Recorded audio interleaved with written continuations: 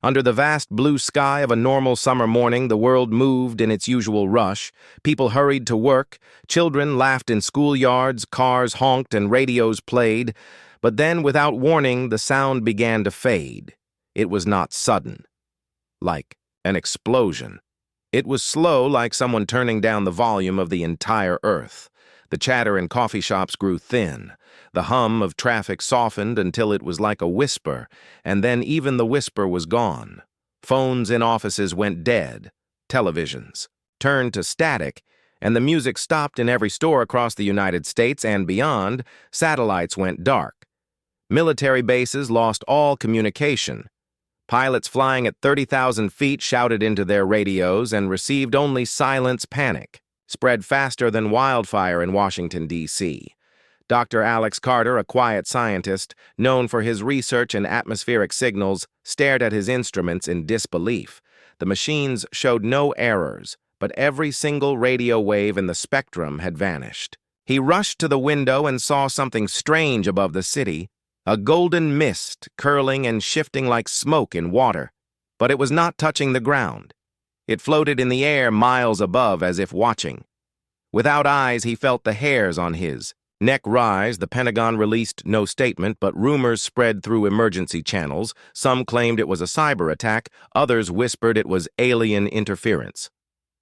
Alex was about to dismiss the more fantastic ideas when his lab door burst open and a breathless Air Force officer handed him a classified file. Inside were photographs from 3 different continents showing the same golden mist over cities and villages alike, and each photo carried a strange light pattern within the mist, like symbols that did not belong to any known language. As Alex studied the images, his ears caught something impossible. In the complete silence of the room, there was a sound, a low hum deep enough to make the floor vibrate. He quickly turned. On an old analog recorder, the kind that worked without satellites, and aimed its microphone toward the mist when he played it back, his blood froze. A voice deeper than any human voice whispered, "We are the gods of war. Your silence is your safety." The voice was not a threat. It was a command, as if the entire world had been put under a strange curfew. Outside, the streets were chaos. People ran without knowing why. Drivers abandoned their cars. Soldiers appeared on corners holding up their hands, telling people not to speak, but no one understood what was happening. Then something even stranger occurred. A flock of birds flew into the golden mist above the National Mall and simply vanished. Not a feather fell back down. It was as if they had been erased. Alex knew he needed to understand the light patterns in the mist. If there was a message hidden there, it could be the key to survival. Yet a part of him feared what the answer would be. He opened the classified file again and found a note written in an unsteady hand. Decades old, it read, "They return every 100 years. They demand our obedience or they take it. This time, they will not leave quietly." Suddenly, the lights in the lab flickered and died. The hum grew louder and the golden mist outside began to stretch, reaching across the sky like a living thing. The officer who brought the file gripped Alex by the arm and said, "You need to come with me now. They are waking up." Alex wanted to ask who, but the officer's eyes told him that the answer was something no human was ready to hear. And somewhere deep inside the mist, an enormous shadow moved without a sound. The golden mist hung over the city like a silent crown, its glow dim but constant, as if it fed on the wing. Absence of sound in the streets. The panic had turned into a strange quiet. Not the calm of peace, but the stillness of fear. People moved in hurried steps, but they no longer shouted. No one dared to speak too loudly, as if the air itself was listening.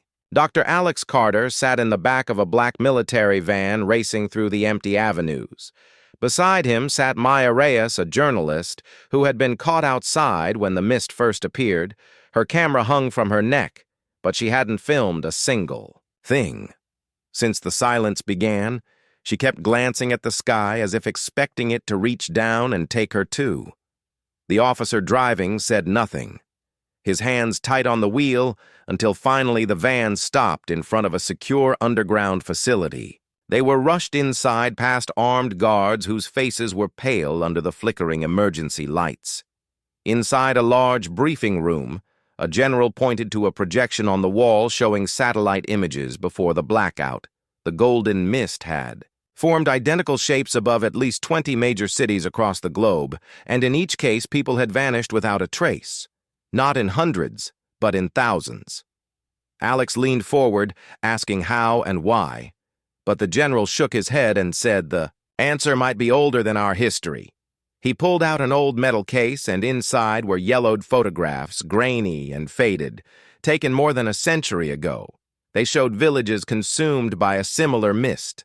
Men, women, and animals gone, leaving only empty homes and untouched meals on tables. Maya stared at the photos and whispered that it looked like the world had been paused. The general said, some believed these events were natural disasters. Others believed they were attacks by beings not from our world. But in one hidden archive, the phenomenon was called by a name, the silent war gods. Alex felt the words settle in his mind, heavy and cold. The general explained that according to recovered records, the silent war gods did not speak to humans in the open. Instead, they influenced thoughts, erased memories, and shaped wars from the shadows. The last recorded appearance had been in 1919, but the details were buried in secrecy. Maya frowned, asking why no one remembered such a thing. The general replied, perhaps you did remember once, but they made sure you forgot before anyone could say more. A soldier rushed in with urgent news. A patrol had entered the edge of the mist near the Potomac River and had not returned moments later. A video feed was played on the big screen. It showed soldiers moving carefully into the shimmering fog, their voices muted by static. Even through the military cameras as they advanced, the shapes in the mist seemed to ripple and twist. Suddenly one soldier raised his weapon, firing into what appeared to be empty air. But then the air moved. Something massive shifted just beyond visibility, bending the mist around it, and the feed cut out. Alex felt his stomach tighten. Whatever was inside that mist was not just an empty presence.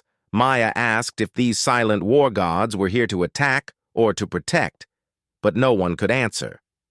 The general admitted the first contact decades ago had been a bargain of some kind. They had saved Earth from something far worse, but in return they demanded obedience, a price humanity might be paying again. Now the problem was, no one knew the terms of the deal, or what happened if humanity refused. Suddenly the building shuddered, the lights flickered, and a deep vibration rolled through the floor, not like an earthquake, but like the footsteps of something colossal. Outside, a siren tried to sound, but it stuttered and died. The guards moved toward the exits. Weapons ready? The general turned to Alex and Maya, saying, whatever this is, it's not over. And if we can't understand the symbols in that mist, we're already finished. Alex glanced at Maya, who was already switching on her camera. Despite the danger, she said, if the world is ending, someone needs to remember what happened this time. Her voice was steady, but her eyes betrayed the same fear that had taken root in everyone, and somewhere far above, the golden mist began to pulse slowly like the breath of something alive. The golden mist pulsed above Washington as if it were breathing its glow stronger now, casting an eerie light over the silent city deep inside the underground facility. Alex Carter sat in front of a large monitor, studying the strange symbols recorded. In the mist earlier that morning, Maya Reyes stood beside him, filming every movement, her camera humming softly in the otherwise dead air. The footage from the Potomac Patrol still played in Alex's mind, soldiers swallowed without a sound by something, too large to see and too quiet to understand. Suddenly, the screen in front of him flickered. The data feed scrambled, and then, without warning, the image of the mist vanished, replaced by a vision that seemed to bypass the cameras entirely. The room darkened, the walls dissolved, and everyone in the control center found themselves staring into an impossible scene. A battlefield stretched out before them in the cold black of space. Enormous warriors made of shadow moved without a sound, each one, towering like a skyscraper, their weapons glowing faintly in strange metallic colors. Alex's heart pounded. He could see them fighting against something else, something harder to focus on, shapes that seemed to flicker in and out of reality, as if they existed in more than one place. At once, the shadows fought with perfect coordination, their strikes landing without a single cry or roar. It was a war of silence. Then a blast of golden light filled the scene one by one. The flickering enemies were pushed back, disappearing into a tear in space. The shadow warriors stood victorious, but not celebrating. They turned in unison toward a small blue planet far away, and Alex realized it was Earth. Then the vision ended. The control room returned, and everyone gasped, some stumbling, as if they had been holding their breath too long. Maya looked down at her camera. It had recorded nothing. No video, no sound, only a blank file. Alex quickly wrote down what he saw and compared it to the ancient files the general had shown them. The pattern was the same. The silent war gods had fought this enemy before and won, but the price had been hidden from humanity. The general grimly explained that these visions had been reported in 1919, just before. The mist came then, too.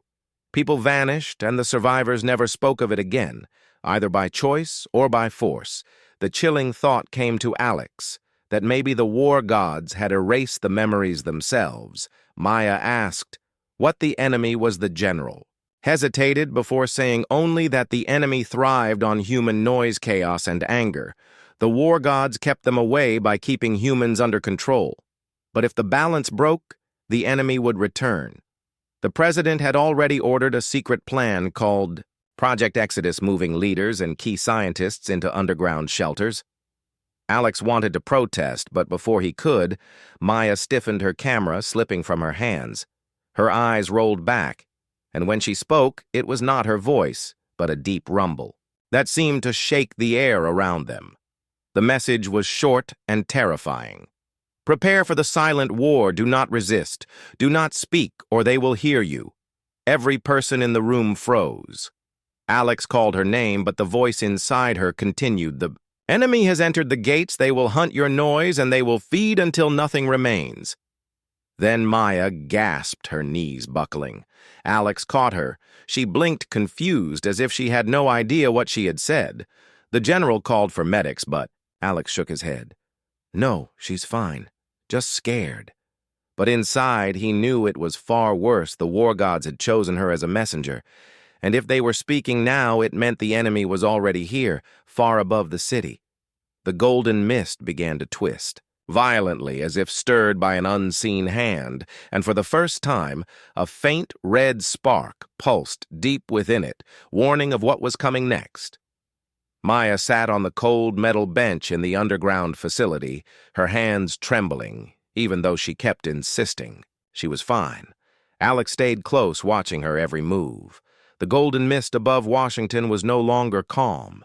It swirled slowly, as if reacting to some unseen force, and that faint red spark they had seen earlier now pulsed with a steady rhythm.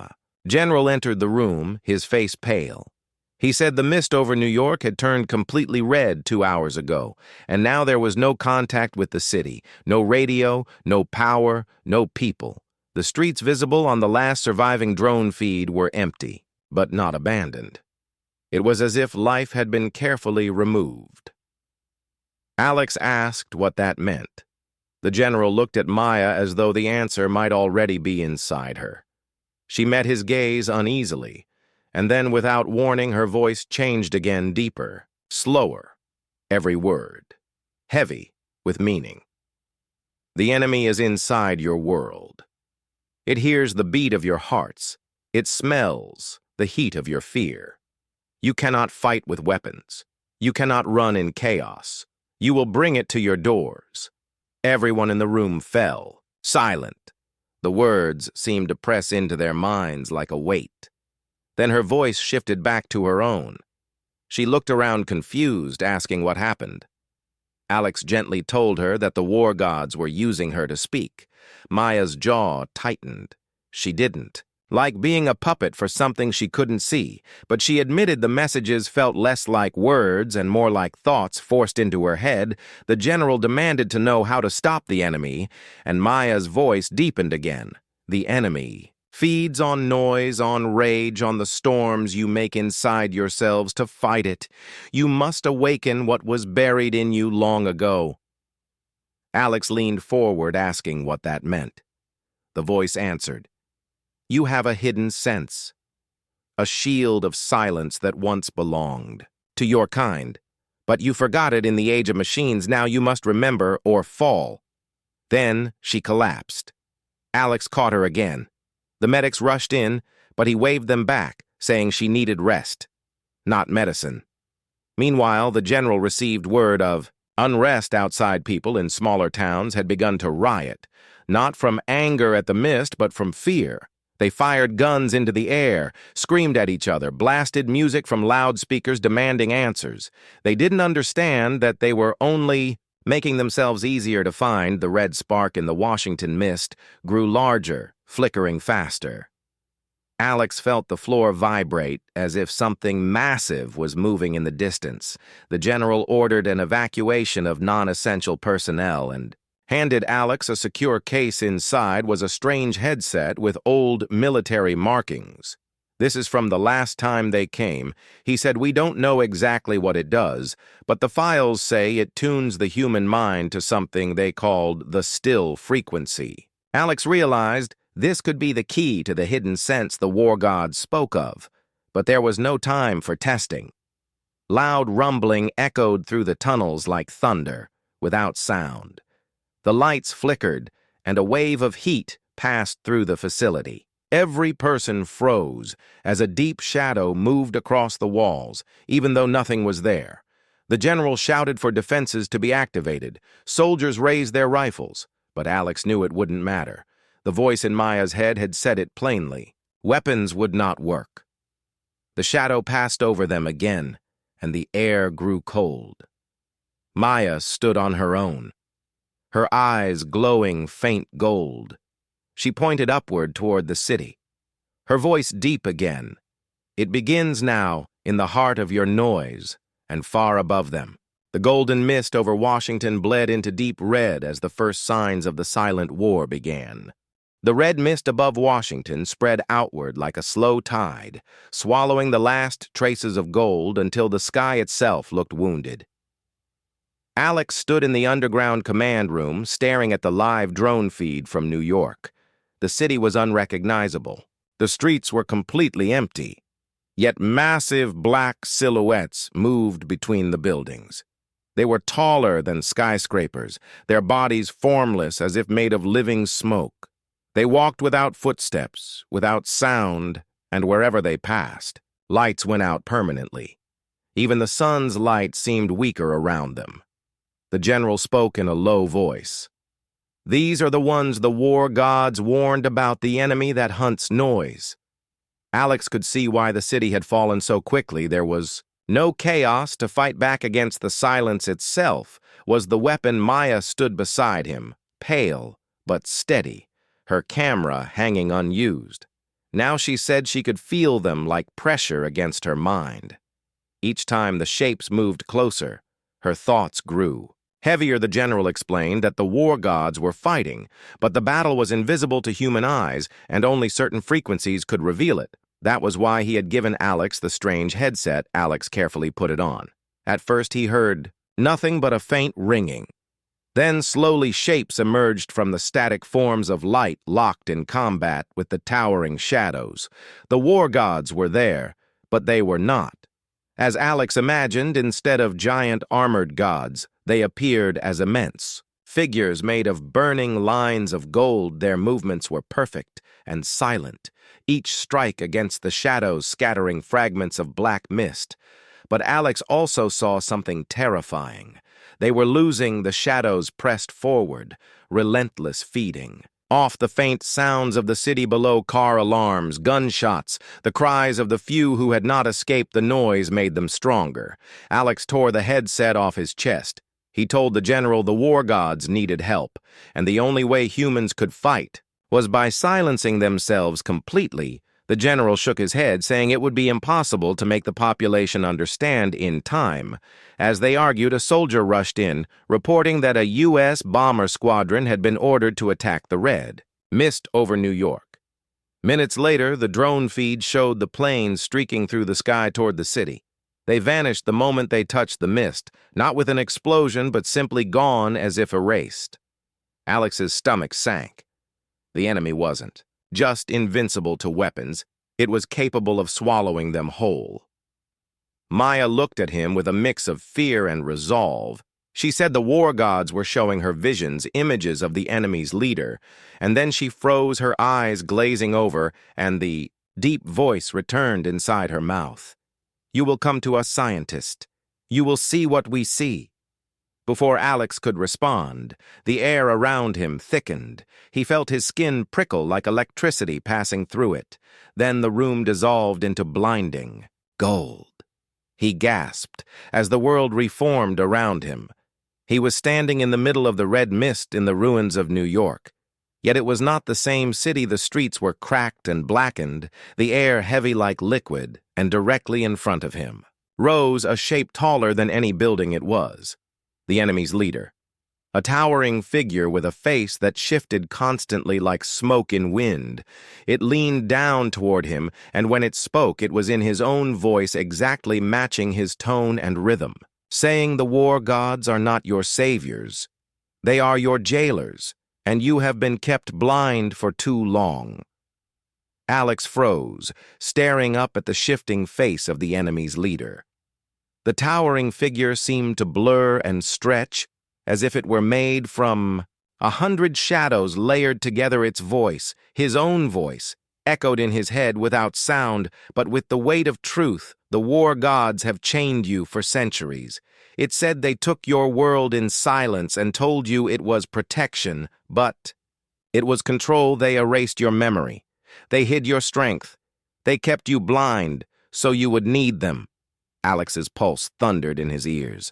The leader stepped closer, and though its form was formless, its presence was overwhelming. "You are not powerless," it continued. "The shield they speak of is yours, not theirs. The silence is not their gift. It is your birthright." Alex's thoughts spun. He wanted to deny it, but somewhere deep inside, the words rang true. A spark of something buried long. Ego flickered within him. Memories that didn't feel like memories. Voices without words. A stillness he had known as a child before. The noise of the world drowned it out. The leader tilted its vast head. "We offer you a choice. Awaken your kind or stay their obedient prisoners." The red mist swirled tighter around them, swallowing the city in a suffocating haze, and then in a blinding rush of gold and black. Alex was back in the underground facility, gasping. Maya grabbed his arm, asking what happened. He told her quickly. The war gods were not the only ones with a story. The enemy claimed humans had once possessed the silent sense themselves, long before the war gods came. The general dismissed it as manipulation, but Maya didn't look. So sure, she reminded Alex of the way the war gods spoke through her, not like protectors, but like rulers giving orders without choice outside the mist. Over Washington was growing thicker, and the battle, invisible to human eyes, raged on. Alex knew. They didn't have time for doubt. If the shield of silence was truly human, then it could be awakened. He asked the general for every working broadcast station still online. The man hesitated but finally gave the order, and soon Alex stood before a camera, the emergency signal flaring across the country, his voice steady. He told the people not to fight, not to make noise, not to panic, but to do something far harder, to go completely still inside and out. He told them to close their eyes, breathe slowly, and feel for the quiet that had always been inside them. He didn't know if anyone was listening, but in the facility around him, soldiers and staff fell silent one by one. Maya closed her eyes, too, her lips barely moving as if repeating something. unheard. Then it happened, he felt it before he saw it. A ripple of pressure like a wave moving through the air, invisible but powerful. The mist above Washington shuddered. The headset on the table crackled. And through its static, Alex glimpsed the battlefield. The war gods paused their golden forms, flaring brighter. The shadows faltered, as if struck by something they could not touch. The ripple spread city to city, wherever people obeyed the silence. The shadows slowed and shrank the red in. The mist faded to pale gold again, with one last blinding flash. The enemy's forms tore apart, dissolving into dust that vanished into the upper sky. The mist thinned and drifted upward as if retreating. Alex removed the headset, breathing hard. The general muttered in disbelief, "We won." But Alex wasn't sure. Outside, the city's light returned, and the air was free of the strange vibration. Yet when he turned to Maya, she was staring at him with an unreadable expression. Her eyes flickered gold, just for a heartbeat, and she smiled faintly. The war gods may have won the battle, but their watch over humanity was not broken, and Alex understood the silence would return one day. And when it did, humanity would have to decide again whether it was protection or a cage.